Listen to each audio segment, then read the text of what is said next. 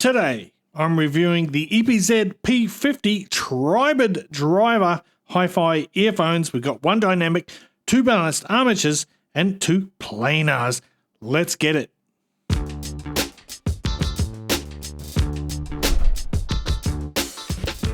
What's cracking, audio fans? David here from Prime Audio Reviews. Now, most of you will be familiar with EPZ. I think they have been establishing themselves, but surprisingly, all so far, I think, to my knowledge, all in the sub $100 realm of IEMs. This one takes things a step further. This product is priced at $205 US. Like I said, tribrid earphone with one dynamic driver, two balanced armatures, and two planars.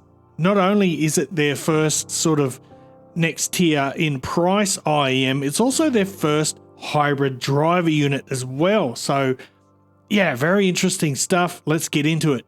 So along with that increase in price, EPZ have also upped their packaging for this release. There's a sneak preview of the graph there. I'll throw up mine in a bit. So yeah, pretty nice packaging that you get there, and that includes this lovely case. Before I bring in the IEMs, I want to show you this. I want to show you this cable. It is a lovely cable. It's really nice. So this is a modular cable as well. Comes with a 3.5mm single-ended and this 4.4mm balanced termination. And look, you just unscrew the little sleeve there and it pops out with a little bit of force. And we've got our standard 4-pin connector there. So that's pretty nice. It's great to see. So overall, this is a nice cable. Time to bring in the shells, and here they are. Check these out. So we've got this glossy black 3D printed shells with a sort of a pseudo custom type shape.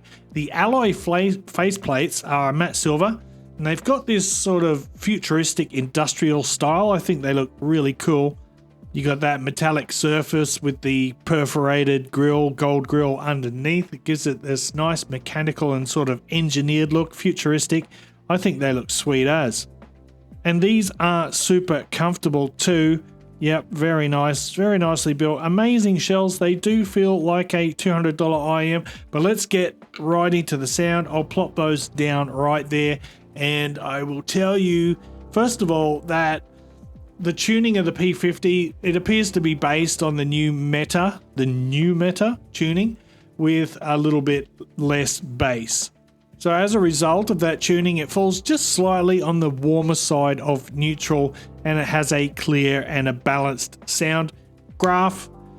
In terms of the bass response, one of the first things I noticed about the bass was its excellent extension. It's not huge in terms of quantity, like it's only just slightly north of neutral, but it's got loads of authority. It's got a really satisfying depth, especially when it comes to those sub-bass notes. So it's got a really nice low-key rumble. The mid-bass has a similar level of power, but again, it's fairly restrained in terms of quantity, just slightly north of neutral, but it's got a great mix of tactile attack and a natural decay, which creates a really engaging, but at the same time, a very tight bass response. Now, while the quality of the bass is undoubtedly outstanding, if you're a diehard bass head and you prioritize sheer quantity of bass in the mix, then you probably find yourself craving a little bit more in that sense. But for most people, this is a lovely bass. Moving on to the mid-range. The mid-range of the P50, it's nice and clean, it's balanced, it's got a nicely forward vocal presentation. So vocals distinctly cut through the mix, but they don't ever sound shouty or honky. It's a nice coherent mid-range with impressively clean transients and a natural sense of note weight. And the mids are spacious, they've got a nice detailed character, they've got ample texture, but at the same time it maintains a smooth listen or a smooth overall sound in the mids, thanks to that subtle touch of warmth that makes the mids sound nice and natural. And I just want to point out here, I'll say it again later as well, but the cohesiveness that EPZ has achieved with those tribrid drivers, 3 different types of drivers. They've done a great job with making it all sound sort of cohesive and as one little bundle. Moving on to the treble now, and I think the treble strikes a really nice balance. It kind of sits nicely in line with the bass and the mid-range.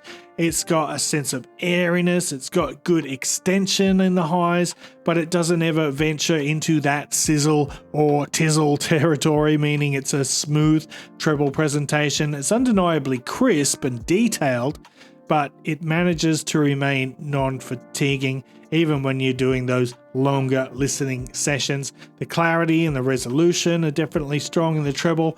The treble is both crisp and agile, and it responds quickly to changes in the music, so it's a nice, nimble, agile treble, and importantly, there's no sibilance at all. The treble here also proves to be reasonably forgiving, so even when you're listening to poorly recorded music or audio, it's still forgiving. It's not going to punish you for that.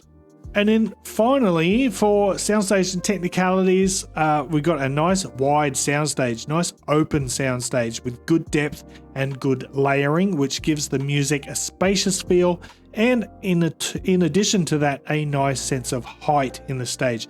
Vocals, on the other hand, have a more intimate presence, which is a little bit unusual. So you've got these vocals that are fairly forward and intimate and engaging, but at the same time you've got this nice open spacious soundstage. The imaging is pretty sharp. You've got good positional cues, solid instrument separation. So not only are these good for music, they're also great for gaming. And while the detail retrieval is very strong here, I feel like the dynamics of this IEM are just a little bit compressed. So you don't get that ultra clarity, that sort of forced clarity that a lot of Chi-Fi IEMs deliver. But at the same time, it just feels like it just could open up a little bit more. But when you break down each individual element, the bass, the mids, the vocals, the treble, etc., there's really nothing to complain about. I think EPZ has done a very nice job with the tuning here. But let's do a couple of comparisons now, and I'll start with the Kiwi Ears KE4, which is roughly around the same price. The KE4 is a quad driver unit with 2 dynamic drivers and 2 balanced armatures. It also has one of those new meta tunings, but with more focus on the bass, and that gives the KE4 a slightly warmer tonality with more fullness in the mid bass and in the lower mid range. Now the upper treble on the KE4 is more prominent, and that's to counterbalance that extra bass that it has, which gives it a slightly more dynamic sound, whereas, like I said, the P50 is slightly more compressed, but it's a bit more linear and even. Next, I'm going to pull in the lovely SIMGOT EA1000 Format. Now, this is a single dynamic driver IEM. It's got all metal shells, and it graphs fairly closely to the P50 in the bass and in the mid-range, although it's got slightly less sub-bass quantity, and it has a tighter sort of better or more well-defined mid-bass. In addition to that, it has a boosted upper mid-range and lower treble, which gives it overall a brighter tonality. So the SIMGOT has a brighter tonality than the P50. Detail retrieval is similar on both, maybe slightly ahead on the EA1000. The EA1000 has slightly more dynamic range, whereas again, the P50 is a little bit more compressed. So some people find the EA1000 a little bit on the bright side, and if you're one of those, then you'll probably appreciate the smoother presentation of the P50, which brings us back to the P50. And look, in my opinion, this is a really interesting high point for EPZ. They've really navigated the move into the sort of entry-level price range in a rather bold way, but they've pulled it off in style. They've got this lovely modern design, which looks great and at the same time is really comfortable to wear. The tuning, which is sort of leans into that new meta sweet spot. but with slightly less bass is great for those people who are looking for a slightly leaner presentation in the lows to get that extra detail, that extra spaciousness. And as a result, we get that lovely expansive soundstage. Now it's pretty clear that EPZ is sort of really hitting their stride at the moment, demonstrating their ability to tune excellent and affordable IEMs at various price points, not just in the budget realm and not just in the dynamic driver realm. So this first hybrid, which is actually a tribrid, they've really done a great job. So having said that, I have to give it my recommendation. I think this is a good one. So if you're shopping around that price point, all of these are great options. They all have their pros and cons, but the EPZ P50 is definitely worth the money. And having said that, I'm going to wrap it up there. Thanks for watching the video. If you liked it, give it that thumbs up, Par Family Audio 4-star.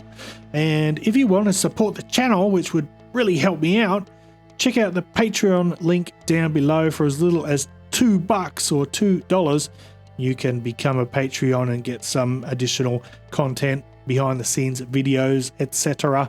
If you're new here and you haven't hit that subscribe button, consider doing that now. And until next time, I'll see you later.